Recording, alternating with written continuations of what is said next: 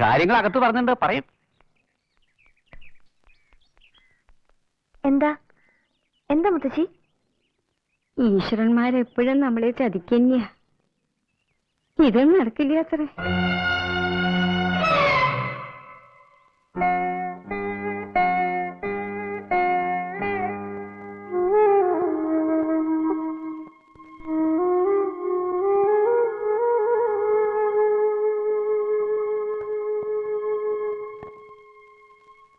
ഒക്കെ വെറുതെ വെറുതെ ആശിപ്പിച്ചു ആ പാവത്തിനെ.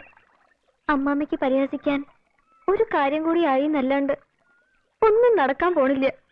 എനിക്കിപ്പോഴും വിശ്വാസമുണ്ട്. മുത്തശ്ശിയുടെ നിങ്ങളുടെയൊക്കെ പ്രാർത്ഥന കേൾക്കാണ്ടിരിക്കും ഭഗവതി. നമ്മൾ ഇനിയും ശ്രമിക്കും. ഒക്കെ മറക്കാൻ തീരുമാനിച്ചതായിരുന്നു അന്ന്. പിന്നെയും വെറുതെ. ഇനിയും വേണ്ടാന്ന് തീരുമാനിക്കാനുള്ള കരുത്ത് തരും ഭഗവതി. ഉച്ചേച്ചിക്കും ചെറിയച്ചിക്കും ഞാനേ ഉള്ളൂ തുണ. അതെ, ഇച്ചേച്ചിക്കും ചെറിയച്ചിക്കും താൻ തുണ. തനിക്ക് കൂട്ടിന് ചെറിയ ചേച്ചി. ഗോപിക്ക് എങ്ങനെ മതിയല്ലോ. പറയുമ്പോ സ്നേഹിക്ക, പറയുമ്പോ മറക്ക. ഇല്ല, ദാനം തന്നല്ല തനി സ്നേഹം. ഞാൻ പിടിച്ചു വാങ്ങിയതാ.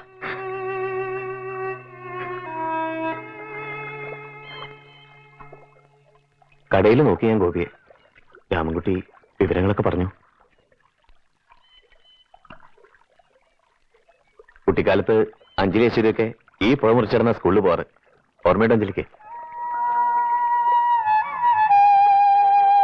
നിറയെ വെള്ളം ഉണ്ടായിരുന്ന ഒരു ദിവസം പിന്നിലിടന്ന് ചേച്ചി ഒഴുക്കിൽ വിട്ടു. പാവത്തിന് ഒച്ച ഉണ്ടാക്കാൻ പറ്റാത്തോണ്ട് നിങ്ങളാരും കണ്ടൂല്ലേ. കടവത്തുണ്ടായിരുന്ന ഞാൻ കണ്ടിട്ടും പതിച്ചു നിന്നു. പെൺകുട്ടികളെ തൊടാവോന്നായിരുന്നു അപ്പൊ ചിന്ത. പിന്നെ ആരൊക്കെയോ ഇച്ചേച്ചി രക്ഷിച്ച് കരയ്ക്ക് കൊണ്ടുവന്നപ്പോ കണ്ടുവന്നവരൊക്കെ എന്നെ ചീത്ത പറഞ്ഞു. കുറ്റബോധം കൊണ്ട് എന്തോ ഇച്ചേച്ചിന്റെ ഒരു കവിതയ്ക്ക് വിഷയമായിട്ടുണ്ട് ഒരിക്കല്. ആ കടം എന്നെങ്കിലും വീട്ടിൽ നിന്നുണ്ടായിരുന്നു മനസ്സിൽ. ഞാൻ കല്യാണം കഴിക്കാൻ വെച്ച വിരോധാവും ആ കുട്ടിക്ക്. ഇല്ലത്തെ പ്രാരാബ്ദങ്ങളുണ്ട്. ദാരിദ്ര്യം, കഷ്ടപ്പാട്, തളർവാദം വന്ന് കിടക്കുന്ന അച്ഛൻ, പ്രായം കഴിഞ്ഞിട്ടും വേളി നടക്കാത്ത ഒപ്പോള്. അതിനിടയിലേക്ക് കൈപിടിച്ചോണ്ട് ചെല്ലാന്ന് പറഞ്ഞ അറിയാം. ഒരു കല്യാണത്തെക്കുറിച്ച് ചിന്തിച്ചിട്ട് പോലുമില്ല. ശാന്തി കൊണ്ട് ഒന്നിനും തികഞ്ഞിട്ടില്ല. ഒരു ജോലി കിട്ടുന്ന വരെയുള്ള പ്രയാസം. എന്നാലും ഈ ചേച്ചിക്ക് സങ്കടപ്പെടേണ്ടി വരില്ല.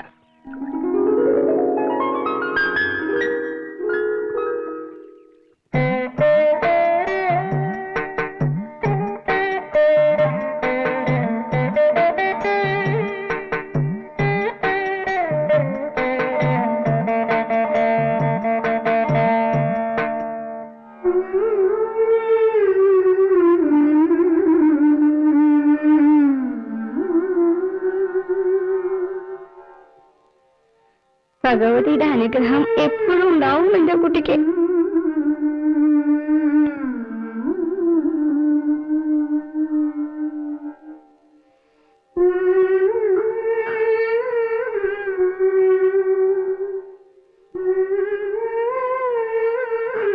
രാഹുകാലം ആവണേന് മുമ്പ് ഇറങ്ങാം.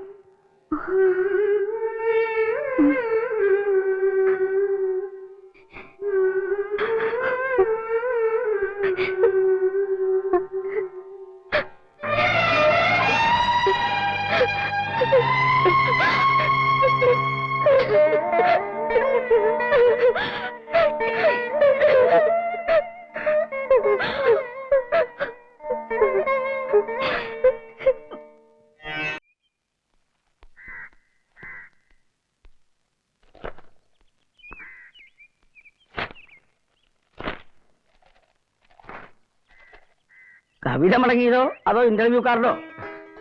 Appointment order. പ്രതീക്ഷ ഉണ്ടായിരുന്നില്ല ഒട്ടും. അപ്പൊ തന്റെ ശാന്തി കഴിഞ്ഞു എന്ന് സാരം. ഇനി അല്പ ശാന്തി ആവാം.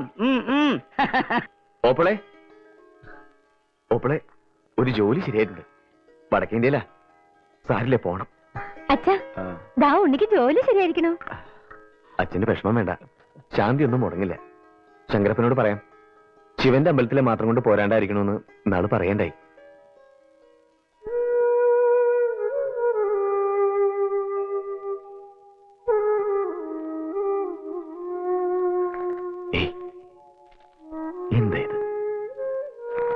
ജോലി കിട്ടിയച്ച സന്തോഷിക്കല്ലേ വേണ്ടത്? കരയ പോവാണ്ട് വയ്ക്കോ. പോയി താമസിക്കാൻ ഒരു ഏർപ്പാടായ കൊണ്ടുപോയില്ലേ ഞാൻ അങ്ങോട്ട്? വണ്ടി ആപ്പീസ് വരെ അശ്വതിക്കും വരായിരുന്നു. ഇല്ലാന്ന് അവള് തന്നെയാ പറഞ്ഞ്. കരച്ചിൽ വരത്രേ. അത് പിന്നെ വ്യസനം ഉണ്ടാവില്ലേ? പെട്ടെന്നൊന്നും ഓടിപ്പോരാൻ പറ്റില്ലല്ലോ, ദൂരം കുറെ ഉള്ളതല്ലേ. 2 ദിവസം കഴിഞ്ഞ് അശ്വതി ഇല്ലത്തേക്ക് അയക്കണം. ഇല്ലത്തിപ്പോ ഇവളെ കാണാണ്ട് ഇരിക്കാൻ പറ്റാണ്ടായിട്ട് എല്ലാവർക്കും.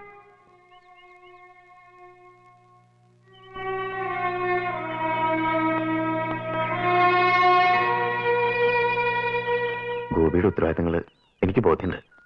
കൂടെ നിൽക്കേണ്ടവനെ ഞാൻ. അറിയാലോ ഗോപിക്ക് ഒരു ജോലി ഒരുപാട് നാളായിട്ട് എന്റെ മോഹ. പോരാത്തതിന് ഇല്ലത്തെ ചുറ്റുപാടുകളും. ഭാരതിയുടെ കാര്യത്തിൽ എന്തെങ്കിലും തീരുമാനമായ എനിക്ക് എഴുതണം. കൂടുതലൊന്നും പറ്റിയില്ലെങ്കിലും കഴിയുന്ന പോലൊക്കെ ഞാൻ ശ്രമിക്കാം.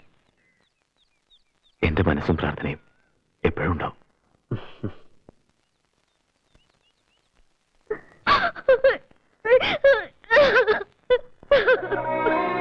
ചെറിയേച്ചി ചെറിയേച്ചി ഇങ്ങനെ തുടങ്ങിയാലോ? മുത്തശ്ശി ദേഷ്യത്തിന് എന്തോ പറഞ്ഞു എന്ന് വെച്ച് ഞാൻ അസത്ത കുടുംബത്തിന് ചീത്തപ്പേരുണ്ടാക്കിയോളാം. അച്ഛനും നിങ്ങൾക്കൊക്കെ നാണക്കേടുണ്ടാക്കി ഓടിപ്പോയോളാം. ഞാൻ എങ്ങനെയെങ്കിലും ജീവിച്ചോളാം. ചെറിയേച്ചി സങ്കടപ്പെടുത്തിയിട്ട് ആരും ഇവിടെ കല്യാണം നടത്താൻ പോണില്ല. രാമൻകുട്ടി ഇങ്ങനെ ഒരു കാര്യം പറഞ്ഞപ്പോ എല്ലാവർക്കും ബോധിച്ചു. ചെറിയേച്ചിക്ക് വേണ്ടെങ്കിൽ വേണ്ട. അയാളൊക്കെ എന്താ ഒരു കുറവ്? സ്കൂള് മാഷ്, കുടുംബ മഹിമയുണ്ട്, പ്രായം അത്രയ്ക്ക് അധികമൊന്നുമില്ല. പിന്നെ ആദ്യം ഒരു കല്യാണം കഴിച്ചത് 3 മാസം ആ പെണ്ണ അയാളെ കൂടെ കഴിഞ്ഞിട്ടുള്ളൂ. അതിൽ കുട്ടികളൊന്നും ഇല്ലല്ലോ. എനിക്ക് വേണ്ട. കല്യാണം കേൾക്കുമ്പോ എനിക്ക് പേടിയാവുക. പിന്നെ എന്താ നിന്റെ ഭാവം? എന്നാ എന്റെ കണ്ണടയാന്നറിയില്ല. കോടതിയിൽ നിന്ന് വിധിയായാൽ ഇറങ്ങിക്കൊടുക്കണം വിടുന്ന. എങ്ങനെ പോവും? ആരും ഉണ്ടാവില്ല തിരിഞ്ഞു നോക്കാൻ. നീ മാത്രല്ലല്ലോ, ഇവളെയും കഷ്ടപ്പെടുത്തണോ? ഈ ചെറുപ്രായത്തില് നിങ്ങൾക്ക് വേണ്ടി അവള് കിടന്നോടണം.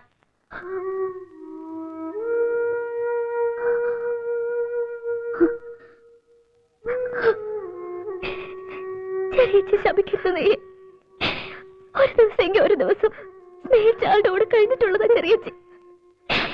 മനസ്സിന് പോയിട്ടല്ല ഇപ്പോഴും. ശല്യം ഒഴിവാക്കണമെന്ന് നിർബന്ധമാണെങ്കിൽ ചെറിയേച്ചിക്ക് സമ്മതം. ഏത് കല്യാണത്തിനും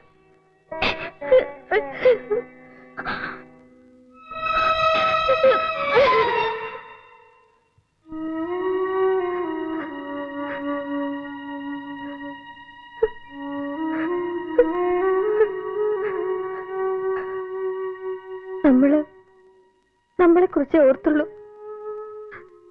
ചെറിയേച്ചി പറഞ്ഞത് കാര്യല്ലേ? ആരുടെയെങ്കിലും തലയിൽ കെട്ടിവെച്ച് ബാധ്യത ഒഴിവാക്കാനാണോ നമ്മള്? വേണ്ട, ഒന്നും വേണ്ട. വേണം, ഒക്കെ വേണം. ചെറിയേച്ചി ഇപ്പോഴും അയാളെ സ്നേഹിക്കണുണ്ടെങ്കിൽ അയാളെ തന്നെ ചെറിയേച്ചി കല്യാണം കഴിക്കണം. ഞാനൊന്ന് പോയി സംസാരിക്കാം അയാളോട്. നടക്കും, നമുക്ക് നടത്തണം. എനിക്ക് ഇപ്പോഴും ഇഷ്ടമൊക്കെ തന്നെയാ. ആ കുട്ടിയുടെ അച്ഛനാ അന്ന് പ്രശ്നമൊക്കെ ഉണ്ടാക്കിയത്. അത് കഴിഞ്ഞില്ലേ? രണ്ടുപേർക്ക് ഇഷ്ടമുള്ള സ്ഥിതിക്ക് നമുക്കൊന്ന് ആലോചിച്ചൂടെ? വിരോധം ഉണ്ടായിട്ടല്ല, അമ്മ സമ്മതിക്കില്ല. അമ്മയുടെ മനസ്സിൽ ഇപ്പോഴാ പകയുണ്ട്. ഞാനൊന്ന് കണ്ട് പറഞ്ഞു നോക്കിയാലോ? നല്ല കാര്യായി.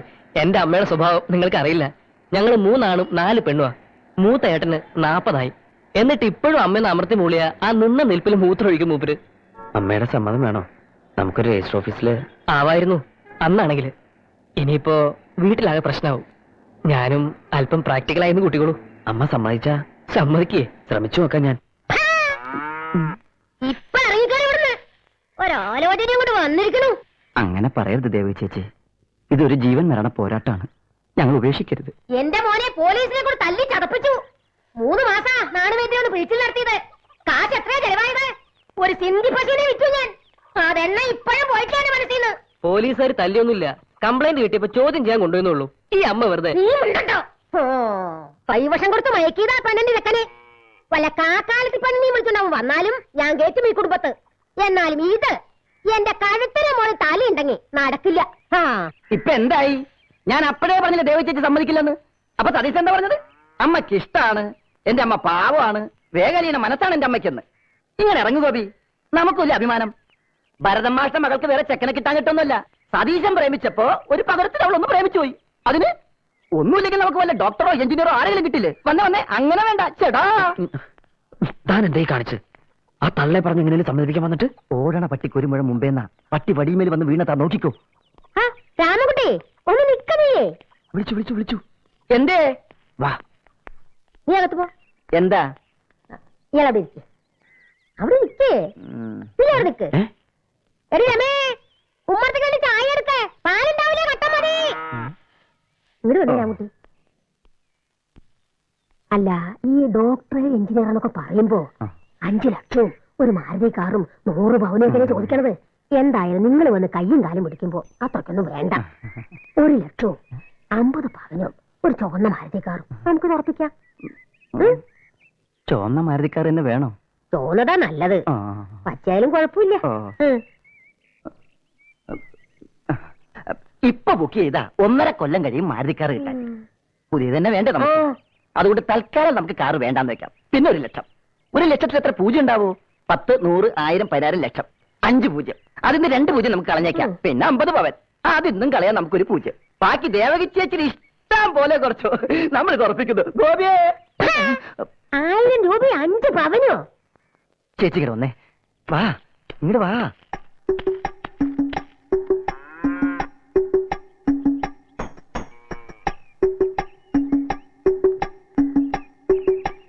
ഞാൻ പറഞ്ഞു കേട്ടല്ലോ നീ.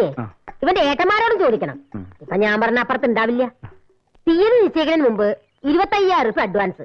ഇനി ഈ കാര്യം സംസാരിക്കണമെങ്കിൽ അതെന്റെ കയ്യെ കൊണ്ട് തന്നിട്ട് ബാക്കി 25,000 രൂപ കല്യാണത്തിന്റെ തലേന്ന്. തലേന്ന് എന്നുള്ളത് തലേന്ന് തന്നെയാ. മാറ്റണ്ടായ ചെക്കൻ ഇറങ്ങില്ല ഇവിടുന്ന്. 20 പവനെന്ന് പറഞ്ഞ് തികച്ചില്ലെങ്കിൽ എന്റെ വീതം മാറും. വല്ല മുക്കോ ചെമ്പോ ചേർത്തെന്നെ പറ്റിക്കാന്ന് വെച്ചാ തട്ടാനെ കൊണ്ട് ഒരച്ചു നോക്കിട്ടേ പെണ്ണിനെ ഇതിനകത്ത് കയറ്റൂ. ഏറ്റു, ഒക്കെ ഏറ്റു. രാമൻകുട്ടി ഏറ്റു തന്നെയാ. ഏറ്റല്ലോ. താൻ എന്റെ അക്രമയെ കാട്ടിയത് 50,000 ഉറുപ്പികയും 20 പവനും നടക്കുന്ന കാര്യമാണോ? ഇതിൽ കൂടുതൽ കാല് പിടിക്കാൻ എനിക്ക് വശില്ല. ഇല്ലെങ്കിൽ വേണ്ടാന്ന് വെച്ച് പോവാ. എന്റെ ഈശ്വര, എന്താ ഇപ്പൊ ചെയ്യാ? എന്നാലും എന്റെ ഗോപി, അവര് സ്ത്രീധനം ഒന്നും ചോദിച്ചില്ലെന്നാണോ നീ പറയണത്? അയ്യേ, സ്ത്രീധനേ. സ്ത്രീധനത്തിന്റെ കാര്യം പറഞ്ഞ് അങ്ങോട്ട് ചെന്നേക്കരുതെന്ന് അവര് പറഞ്ഞത്. അത്രയ്ക്ക് സ്ത്രീധന വിരോധിയാ? ഇത്രയ്ക്ക് വിരോധമുള്ള ഒരു സ്ത്രീയെ ഞാൻ കണ്ടിട്ടില്ല. നീ കണ്ടിട്ടുണ്ടോ? ഇല്ല. എല്ലാം ഭഗവതിയുടെ അനുഗ്രഹം. ഇതൊന്ന് കഴിഞ്ഞു കിട്ടിയാൽ എനിക്ക് മനസമാധാനത്തോടെ കണ്ണടയ്ക്കാം. അപ്പൊ മുത്തശ്ശി, ഞങ്ങളുടെ കാര്യോ? കണ്ടോ പെണ്ണിന്റെ ഒരു തിടുക്കം?